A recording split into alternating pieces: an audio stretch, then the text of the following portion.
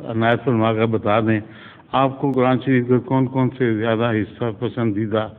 اور بار بار پڑھنے کو دل کرتا ہے؟ سارا قرآن شریف۔ کچھ خاص پہلے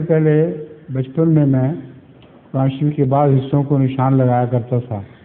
جی یہ خاص ہیں پرزور، جی، لیکن عمر کے ساتھ ساتھ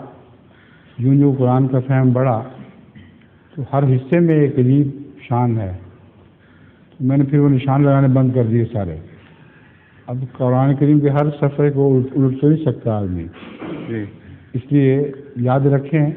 کہ اللہ تعالیٰ کا احسان ہے اگر وہ آپ کو قرآن کریم کی سمجھ عطا کرے تو ہر آیت میں کوئی نہ کوئی ایسی چیز ہے جو دوسری آیتوں میں نہیں ملے گی۔ بعض احکام بظاہر دہرائے جا رہے ہیں، جی، آج کل جو ہم قرآن کریم پہ کام کر رہے ہیں اس میں احکام القرآن پر کام کر رہے ہیں، اور لوگوں کا خیال ہے کہ بعض احکام